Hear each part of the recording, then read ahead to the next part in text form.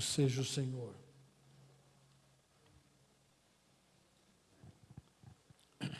Nós temos alguns minutos e eu gostaria de compartilhar, assim, bem rapidinho uma palavra, que eu não quero estender isto. Nós vamos ainda, no término da reunião, do culto, abençoar as famílias que estão presentes, né? Eu quero levantar aqui um foco que já tem sido trabalhado aqui algumas vezes. Eu mesmo falei, outros já têm comentado a respeito da missão da igreja, né? A missão da igreja vem através daquilo que Jesus estabeleceu para ela, né? Jesus falou para os seus discípulos, depois que ele havia ressuscitado: assim como o Pai me enviou, eu também envio vocês. E soprou sobre eles para que eles recebessem o Espírito Santo. E depois ele deu a palavra, né, da obra que eles tinham que fazer, como está lá em Mateus 28, 18 a 20, e também em Marcos 16. Muito bem. Mas isto vem lá do Gênesis. É ali que está estabelecida a obra de Deus, o propósito de Deus para o ser humano, homem e mulher. Então, se nós lermos Gênesis 1:28, você tem ali a aliança que Deus fez com o homem e a mulher, o primeiro homem e a primeira mulher. E ele disse: sede fecundos, multiplicai-vos, enchei a terra, dominai, sujeitai todas as coisas que foram criadas. Então, este é um padrão de Deus para o homem. Então, ele iria abençoar, né? Torná-los fecundos, multiplicarem-se, iriam se multiplicar, iriam encher a terra, dominar ou sujeitar a criação. Então, Deus colocou o homem e a mulher como mordomos, administradores daquilo que Ele criou. E colocou no Jardim do Éden. Mas o Jardim do Éden, diz o capítulo 2 de Gênesis, que foi plantado pelo Senhor. Ele gerou um ambiente, Ele criou um ambiente, um jardim, um lugar especial, e colocou ali o homem e a mulher. E é nesse lugar físico, mas também de uma dimensão espiritual, que Deus se comungava ou se comunicava, tinha comunhão com o homem e a mulher. Então nós temos ali uma dimensão física, natural, mas também uma dimensão espiritual, ok? Isso é tão importante que depois que o ser humano pecou, lá no finalzinho do capítulo 3 de Gênesis, a palavra diz que Deus expulsou o homem e a mulher do Jardim do Éden, porque ali estava a árvore do conhecimento do bem e do mal e a árvore da vida, e Deus não queria que eles comessem da árvore da vida e vivessem na condição debaixo do pecado a vida toda. Então expulsou eles daquele lugar. E aí, por causa do pecado, a comunhão com Deus, com o homem e a mulher, se perdeu. Ele não tinha mais a comunhão. Não tinha como ter essa comunhão, essa intimidade, né? E o homem e a mulher, por sua vez, perdeu a condição de servir a Deus no propósito que Deus tinha estabelecido. Mas, à medida que o tempo foi passando, as gerações foram se multiplicando, e Deus viu que todo o pensamento e atitude do ser humano era mau, era violento, era perverso, e Ele decidiu destruir a raça humana. Mas Noé e a sua família achou graça diante de Deus. Então, em Gênesis 9, versículo 1, depois do dilúvio, sobraram só Noé e a sua família. E Deus faz uma aliança com Noé. E quais os termos da aliança? Os mesmos que ele colocou para Adão e Eva. Eu vou abençoar vocês, sede fecundo, multiplicai-vos, enchei a terra e sujeitai, dominai todas a criação. A mesma coisa ele falou para Noé. Aí quando você avança um pouco mais no livro de Gênesis, no capítulo 10, acho que 10 e 11, você tem ali os descendentes dos filhos de Noé, né, se multiplicando, né, enchendo a terra, mas você tem ali um grupo, né, que resolve resolve ficar junto, não querem se espalhar sobre a terra, querem ficar unidos e construir uma torre que pudesse chegar até os céus. Isso não é figura de linguagem. Eles não vão construir uma torre para chegar até os céus. Não tem tamanho, altura, fisicamente falando. Mas o objetivo era construir uma grande torre, né, e que chegasse até os céus no sentido que nós queremos dominar, não apenas na terra, mas também nos céus. E o nosso nome vai ser glorificado, vai ser grande em toda a terra. E essa atitude, esse projeto, era o oposto ao que Deus tinha determinado para o ser humano. Por ser o oposto, Deus falou, vamos descer e ver o que os homens estão fazendo. E ele viu que aquilo era exatamente contrário à sua ordenança. E aí o que ele fez? Ele brecou a construção. De que maneira? Como todos falavam uma mesma língua, a língua era uma única. E o povo estava unido em torno de um propósito, porém não era o propósito de Deus, do Criador. Era um propósito humano, de tornar o homem o seu próprio Deus. Deus para si mesmo e Deus para a humanidade. Então Deus quebrou as pernas deles e confundiu as línguas, de tal maneira que cada um falava uma língua completamente diferente da outra. E por não conseguir mais se comunicar e nem manter aquela unidade, a construção parou. Está vendo? A forma criativa de Deus fazer a construção parar. Não é com bomba, né? Nem com trovão, nem com chuva de meteoros, etc, etc. Ele parou de uma outra forma. E espalharam-se pela terra, cada um falando a sua linguagem, e aí se reproduziram. E aí quando você vai para o capítulo 12 de Gênesis, você vê Deus chamando a Abraão para fazer o quê? Para dar continuidade ao seu projeto. Ele precisava começar do zero, com um homem, com uma família, e a partir de uma família, então, a trabalhar a sua descendência. Por isso, em Gênesis capítulo 22, verso 17, você encontra Deus falando com Abraão. Existem outras passagens, mas eu vou elegir somente esta, 22, 17, onde Deus diz que Ele iria abençoar tremendamente a vida de Abraão, torná-lo fecundo, multiplicaria a sua descendência, abençoaria a sua descendência, eles possuiriam aquela terra onde os cananeus habitavam, né? E assim Ele faria com que o seu projeto pudesse crescer e avançar através de Abraão e a sua família e os seus descendentes. É o mesmo padrão. E ali naquele texto de Gênesis 22, 17, ele diz ainda que a descendência de Abraão iria abençoar todas as nações da terra.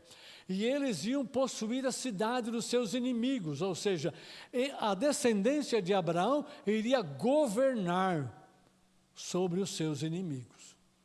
Não apenas se multiplicar, serem fortes, mas também governar a terra. governar a cidade dos inimigos. Eles iriam vitoriosos sobre os seus inimigos. Então, Deus daria poder, domínio, governo. Isso foi para Abraão. Aí você vai lá em Gênesis capítulo 26, versículo 24, você encontra o Senhor falando a mesma coisa para Isaque. Eu vou te abençoar a tua descendência, vou fazer você fecundo, vou multiplicar a sua descendência e vocês vão governar sobre a terra. Mas não parou aí. Veio Jacó, descendente de Isaque. E lá em Gênesis 48, versículo 4, entre outros textos, Deus fala a mesma coisa para Jacó. Eu vou te abençoar, te fazer fecundo, sua descendência vai se multiplicar, eu vou dar a terra dos teus pais, que seria a terra de Canaã, né? Para a sua descendência. E ali vocês vão possuir e vão dominar. De ti vão surgir nações, de ti vai sair reis. Então, nações e reinos, e reis vão surgir a partir da descendência de Jacó. Ou seja, a descendência de Jacó será dominadora, governante sobre a terra. Isso nos faz lembrar o que Deus falou com Adão e Eva, lá no princípio, quando Ele criou o homem e a mulher. Vocês vão governar, vão sujeitar a terra, né? Vão se espalhar, vão se multiplicar. Muito bem, eu fiz questão de mostrar esses textos, porque o plano de Deus com Adão e Eva, uma vez que foi truncado, né? Foi barrado ali por causa do pecado, Deus teve que recomeçar e começou com um homem, com Abraão. E aí a sua descendência, ele foi trabalhando, né? Mas havia uma condição, eles tinham que andar nos caminhos do Senhor, nos seus mandamentos, no conhecimento da sua vontade. E assim ele revelou para Abraão, Isaque, Jacó e para os seus filhos, né? José e os demais filhos. Tem um pormenor, né? Em Gênesis capítulo 2, obrigado. Gênesis capítulo 2, versículo 15, diz que Deus plantou o jardim, colocou Adão e Eva nesse jardim e deu a eles um encargo. Eles tinham que cultivar e guardar o jardim. Essa é a missão. E o que eles iam fazer no jardim do Éden, iam fazer em toda a terra. Cultivar significa não apenas trabalhar a terra. Cultivar significava trabalhar e servir ao Senhor.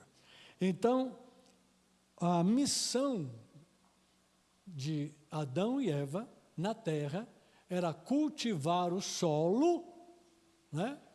E trabalhar toda a criação de Deus, os animais, as plantas, tudo aquilo que Deus criou, no sentido de cultivar, de trabalhar naquilo que era necessário, desenvolver o que era necessário, servir ao Senhor. Esta era a forma de servir ao Senhor. Não tinha uma forma religiosa e uma forma secular. Uma forma que era exclusiva de Deus e uma forma que era exclusiva dos homens. Era uma forma só. Cuidar da criação. Em tudo. E tudo que o homem precisava para trabalhar e servir a Deus estava aqui na terra. Porque Deus criou isso, já deixou tudo estabelecido. O que o homem tinha que fazer era cultivar e guardar ou preservar, vigiar, manter aquilo que tinha sido criado pelo Senhor. Esse era o mandato de Deus para o homem e a mulher. E ele não mudou. Mesmo depois do pecado, o que Deus demandou de Abraão e dos seus filhos, da sua descendência, é que eles andassem no conhecimento do Senhor, na revelação do Deus que é santo, que é criador, que é santo, que é justo, que é verdadeiro. Deus foi mostrando para Abraão qual era o seu caráter. E falando do seu propósito, porque tudo aquilo que importava revelar a Abraão, ele ia revelar às suas gerações, aos seus filhos. E é isso que Moisés escreveu nos 5 primeiros livros da Bíblia. Ele não inventou. Quando chegou a Moisés, que escreveu os livros, Israel tinha um conhecimento acumulado por gerações e gerações. E é o que está escrito. Então, vem vindo de geração em geração, o conhecimento de Deus, a vontade de Deus, para que uma geração seja abençoada. Deus falou, olha, se vocês fizerem isso, seus descendentes cumprirem, né, andarem nos meus caminhos, eu vou cumprir as minhas promessas. E Deus fez a Abraão um juramento também, não foi só promessa, foi juramento. Então, à medida que cada geração andava nos caminhos, na vontade de Deus, naquilo que tinha sido estabelecido, demandado, revelado, Deus também trazia a bênção sobre aquela geração. E usava aquela geração para dar um outro salto, mais um degrau. E usava aquela geração para abençoar essa nova geração. E se isso não ocorresse, se aquela geração perdesse o conhecimento, não andasse nos caminhos de Deus, né, não poderia ser abençoada. E Deus teria que começar tudo de novo, porque uma geração truncou, perdeu a bênção. A geração seguinte, Deus teria que trabalhar novamente o coração daquela geração. Por isso, no Salmo 78, versículo 3 a 5, expressa como era a estratégia que eles deviam trabalhar. Diz, o que ouvimos e aprendemos dos nossos pais, não ocultaremos aos nossos filhos, antes anunciaremos às novas gerações o conhecimento do Senhor, anunciaremos os seus caminhos, a sua palavra, proclamaremos os louvores do Senhor, bem como o seu poder e as suas maravilhas. E é isso que está escrito no livro de Deuteronômio. Cada geração de pais, deveria, cada família, né, deveria anunciar aos seus filhos, e aos seus netos, e aos seus bisnetos, o quanto pudesse fazer, para que a geração seguinte pudesse andar no caminho que eles andaram. E assim a bênção de Deus seria preservada, de pais para filhos, de filhos para netos, e assim por diante. E dessa maneira, o povo de Israel iria preservar a vontade de Deus, iria cumprir o propósito de Deus de ser uma nação que iria sempre anunciar o Deus vivo e verdadeiro, o Deus criador, o Deus que reina e o Deus que estabeleceu a terra para que a terra fosse uma bênção para os humanos, uma bênção para os pais e para os filhos, e aqueles pudessem crescer, desenvolver. E nesse sentido, eles iam trabalhar a fé que eles tinham em Deus, no Criador, a fé que eles tinham recebido. Eles não iam viver de qualquer forma, iam viver de acordo com a fé. E eu quero lembrar a vocês que em Romanos capítulo 1, versículo 16, 17, Paulo diz, e ele cita um texto do Antigo Testamento, ele diz, o meu justo, ou aquele que eu justifico, viverá por fé. Isso chega nos cristãos. Como é que Abraão viveu? Ele viveu por fé. Romanos 4,17 mostra isso, que a fé que Abraão teve em Deus o justificou. E é essa mesma fé que justifica os cristãos que creem em Jesus, o enviado do Pai. Então, Paulo fala, o justo viverá por fé. Para separar e distinguir que não vai viver pelo cumprimento da lei. Porque ninguém consegue, como pecador, cumprir toda a lei de Deus. Quem quiser ser justificado pelas suas boas obras, também não vai ser justificado, porque as suas boas obras não passam de lixo perante o Senhor. É fruto do pecado que está no coração do ser humano. Então, o justo viverá pela fé, significa que o ser humano que é libertado do seu pecado e tem os seus pecados perdoados, vai viver debaixo da confiança em Deus, da dependência de Deus, debaixo da palavra que sai da boca de Deus. Isso é viver por fé. Então, viver por fé não é uma maneira que os cristãos recebem para cultivar a sua religião, enquanto outros com outras religiões têm outras formas de viver a sua religião. Mas os cristãos têm, por causa da Bíblia, têm que viver por fé a sua vida religiosa, mas a sua vida de trabalho secular, sua vida intelectual, sua vida social, sua vida de lazer, qualquer outro segmento da sua vida, são vividos por outras formas, por outros meios. Não. Todas as áreas da vida de um cristão, ou de um judeu, ou de um israelita, tinha que ser pela fé. Ou seja, a fé é o princípio que leva, agora falando dos cristãos, a viver a sua vida familiar, sua vida religiosa, sua vida intelectual, sua vida de trabalho, de negócios, de empreendedorismo, a sua vida de lazer, a sua vida social, sua vida política, etc. Ele só tem, da parte de Deus, um princípio e uma maneira de viver, pela fé.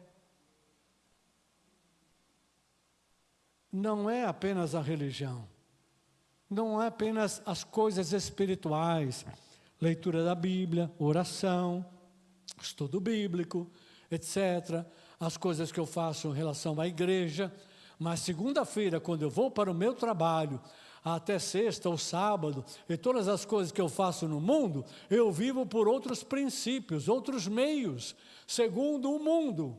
É assim que eu vivo. Então está vivendo errado. Se você é cristão, não entendeu qual é a proposta de Deus. Você tem que, o justo, o justificado, aquele que é crente em Cristo Jesus, que é discípulo do Senhor, tem uma nova maneira de viver.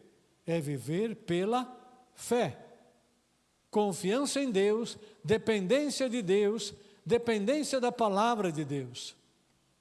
Então, você não deve viver a sua profissão, o seu trabalho, os seus negócios, segundo os princípios do mundo. Você não deve desenvolver a sua vida intelectual, de estudo, de aprendizado na escola, na faculdade, etc., segundo os princípios do mundo. Você tem que aprender a viver de acordo com os princípios da palavra de Deus. Se você não tinha entendido isso até hoje, nós vamos trabalhar mais isso com você.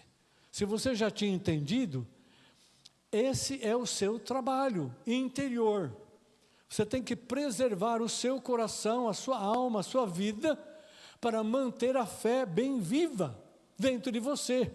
Fé em Deus e na sua palavra, no conhecimento do Senhor, porque é daí que vai derivar, é daí que você vai extrair o seu comportamento, a sua conduta, os seus princípios pelo qual você vai se relacionar neste mundo, em cada área da sua vida pessoal, familiar. É isso que Deus espera de nós. Espera do cristão, espera do judeu, do israelita, esperava do hebreu, é a mesma coisa. Deixa eu te falar mais uma coisa.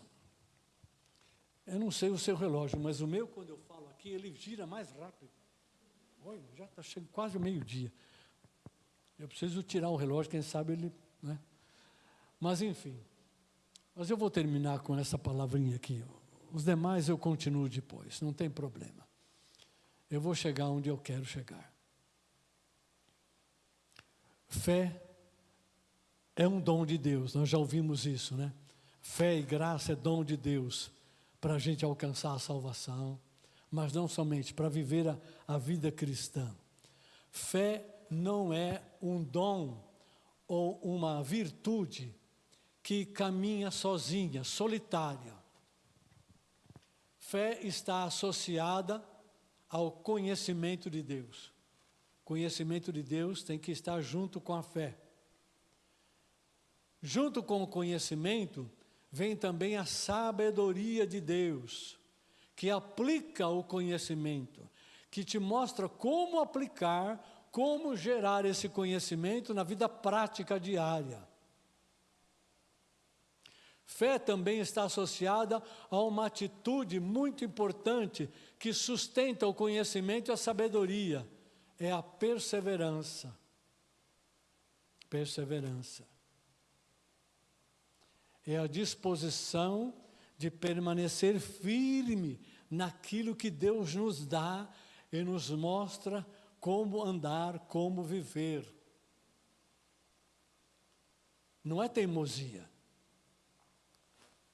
É sustentar uma atitude que guarda, que preserva, que cultiva a fé, o conhecimento, a sabedoria e tudo aquilo que está incluso. Então, perseverança. E eu vou te dar mais um detalhe. Além da perseverança, junto com estas coisas, a fé, ela não é inativa, ela não é estéril, ela gera fecundidade junto com a palavra no seu coração. Então, há uma outra coisa que tem que estar junto com a fé, o conhecimento, a sabedoria e a perseverança, é a produtividade. Onde tem fé, tem obras. Lembra o que Tiago fala lá no livro de Tiago? Mostra-me a tua fé sem obras, e eu vou te mostrar as minhas obras, a minha fé pelas minhas obras. Então, fé anda com produtividade, com obra de Deus, não obra da carne. Obra que glorifica a Deus, obra que cumpre a vontade de Deus, obra que abençoa o próximo. E junto com a obra, com a produtividade, vem o fruto, o resultado da fé, que abençoa as pessoas, mas glorifica a Deus. A fé sempre termina, o último ponto que ela produz, que ela gera, é glória para Deus. Toda a fé é canalizada para glorificar a Deus. Então, a fé, o justo viverá por fé. É a mensagem do livro de Romanos. Se você não está familiarizado, eu sugiro que você leia o livro de Romanos, né? Em 16 capítulos. A mensagem do livro é: o meu justo viverá por fé. E a partir do capítulo 12, ele detalha a forma prática como o cristão deve viver nesta terra, por fé. 12, e assim vai até o 16. Mas antes do 12, do 1 ao 8, ele dá a base de como você deve aprender a viver por fé. Como é esse caminho, essa relação, esse princípio de vida, né? Essa maneira de viver. Então, quem vive por fé deve associar o conhecimento, sabedoria, a perseverança, né? A produtividade e a frutificação. Uma pessoa que anda por fé, ela não é estéril, ela é fecunda pelo Espírito Santo e pela palavra de Deus. Se tem fecundidade, vai multiplicar. Começa a multiplicar na sua própria família, seus próprios descendentes. Começa a multiplicar onde você vive, na sua área de trabalho, na sua área de estudo, na sua vizinhança, nos seus relacionamentos familiares. E assim, onde você vive, onde você vai. A fé se multiplica, ela gera, ela flui. Porque você está vivendo de acordo com a fé. O seu comportamento, as suas palavras, as suas ações, sua maneira de pensar é de acordo com a fé em Cristo, não de acordo com o mundo. E a sua prática também, as pessoas vão ver isso. E quanto depender de você, você vai influenciar as pessoas para viver com base no mesmo princípio que você vive. Se você é feliz, se você tem paz, tem segurança, é uma pessoa íntegra, tem uma opinião própria, mas a opinião própria deriva da palavra de Deus. Você consegue e aprendeu a autogovernar a sua vida, as pessoas vão perceber isso. Porque no mundo e no pecado, a pessoa não governa a sua própria vida. Ela deixa os outros e as outras coisas governarem a vida dela. Ela tenta emplacar aquilo que ela é, mas o que ela é não é um autogoverno, é apenas uma expressão. Que a pessoa no mundo, na carne, no pecado, ela se autodestrói. Ela é equivocada. Ela fala uma coisa e faz outra. Não tem caráter, não tem integridade. Mas aquele que anda por fé, ele se autogoverna pelo Senhor, pelo Espírito Santo. Mas ele tem governança, ele aprende a governar a sua própria vida, ele tem disciplina, ele tem caráter, ele tem limites.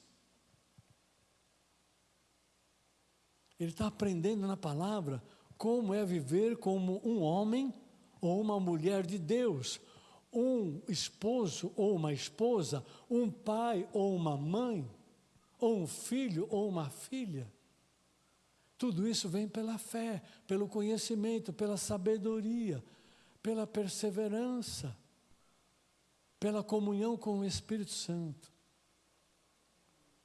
E é dessa forma que a vontade de Deus, que abençoou tanto a vida de Abraão, de Isaac, Jacó, José, os 12 filhos e assim por diante, da mesma forma abençoa os cristãos hoje. Não tem diferença. É o mesmo princípio. É o mesmo propósito. Deus quer ser glorificado através das nossas vidas. Jesus quer ser glorificado através das nossas vidas, porque o Espírito dele está em nós. Aleluia. Eu vou deixar você com essa palavra. Talvez durante a semana eu, ali no WhatsApp, alimento um pouquinho mais, mas eu quero que você reflita sobre isso. Pense sobre isso. Dei aqui alguns textos, né, que você pode meditar a respeito. É isso. O Jesus, o Paulo falou, meu justo viverá pela fé. E ele citou um texto do Antigo Testamento que eu não estou lembrando agora qual é a origem, né, o endereço. Mas você vê exatamente isso na vida de Abraão. Se você acha que Deus abençoou Abraão, porque Ele não pode abençoar a tua vida tremendamente. Internamente e externamente. Claro que pode. Você está andando no mesmo princípio de vida que ele andou. Aleluia. Então, Deus não nega bem algum àqueles que andam na retidão. É o que o Salmo fala, se não me engano, o Salmo 84. Deus não nega bem algum aos que andam na retidão. Mas o que é a retidão? É andar por fé no caminho de Cristo, no caminho de Deus. Amém? Se você está preocupado com as coisas materiais e com bênçãos espirituais, não se preocupe com elas. Apenas ande na vontade de Deus, aprenda a andar por fé. E você vai ver como Deus vai te abençoar. Internamente e externamente. Nas coisas espirituais, nas coisas materiais. Aleluia. Vamos ficar em pé? Vamos orar a respeito disso? Glória a Deus.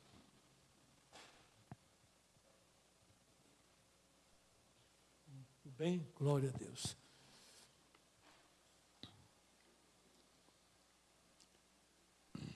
Se eu estivesse aí no seu lugar, aí na frente, mas eu me coloco no seu lugar, eu gostaria de orar para que Deus me livrasse, fortalecesse a minha fé. E aí ele vai falar, você pega a minha palavra todo dia? Você medita nela? Você estuda? Não, então faça isso e eu vou fortalecer tua fé. Começa por aí. Mas eu gostaria de orar para que o Senhor fortalecesse e ampliasse a minha fé, mas eu não posso me apartar dele nem da palavra dele. Eu gostaria que Deus tirasse qualquer coisa que impede que eu seja uma pessoa fecunda, espiritualmente falando. Ou seja, eu preciso da palavra de Deus em mim e preciso da ação do Espírito, porque a palavra e o Espírito que fecunda e coloca sementes novas, sementes que vão ser geradas dentro de mim. Eu quero fecundidade espiritual, para que tudo aquilo que Deus me dá possa crescer e frutificar ao seu tempo. Quem quer isso? Amém. Então, peça que seja fecundo. Peça que Ele tire toda a esterilidade. Peça que Ele tire tudo aquilo que possa impedir que as sementes de Deus, sementes da palavra, caiam em nosso coração e brotem, e cresçam, sejam fortes, e ao seu tempo dê bons frutos. Pelo menos isso. Eu faria isso no seu lugar. Mas como eu me identifico com você, eu vou pedir a mesma coisa. E que Deus nos tire de nós tudo aquilo que possa afetar a nossa fecundidade, trazer esterilidade. Tire todo o veneno deste mundo, todas as coisas que podem adoecer-nos, fazer adoecer a nossa fé e a nossa espiritualidade. Amém? Isso é muito importante. Querido Pai, em nome de Jesus, nós nos colocamos perante o Senhor como servos e servas do Senhor, mas também como igreja de Cristo, que somos neste lugar. Pai, nós queremos a fé que o Senhor tem reservado para os teus filhos e para as tuas filhas. Queremos ter a nossa fé fortalecida. Ajuda-nos, Senhor, e abre a Tua palavra aos nossos corações. Dá-nos entendimento da Tua palavra. Ilumina a Tua palavra e os Teus caminhos para nós. Dá, Senhor, que a nossa fé possa ser cada vez mais robustecida, fortalecida. Tira de nós, ó Deus, tudo aquilo, Senhor, que pode gerar esterilidade, veneno deste mundo, veneno, Senhor, das coisas da carne. Ó Deus amado, limpa os nossos corações e remove as coisas que geram, Senhor, prejuízo contra a fé. Antes, edifica-nos na palavra, dá-nos, Senhor, a fecundidade espiritual, coloca, Senhor, sementes novas no nosso coração, gera pelo Teu Espírito, Senhor, uma fecundidade abundante, para que nós possamos ser produtivos, frutíferos em nossas vidas, em nossas famílias e na igreja local, Senhor. Haja produtividade, haja fecundidade, vontade, haja novos frutos e que o Senhor seja glorificado em nosso meio, que Cristo seja revelado em nosso meio, que a obra do Teu Espírito, Senhor, se aprofunde e cresça mais e mais em nossos corações, em nossos filhos e netos, em nossas famílias e naquilo que o Senhor está trazendo sobre nós para a glória do Teu nome e crescimento da Tua vontade em nosso meio e do Teu reino eterno, em nome do Senhor Jesus Cristo. E quem crê, diga amém, Jesus. Aleluia. Glória a Deus. Glória a Deus.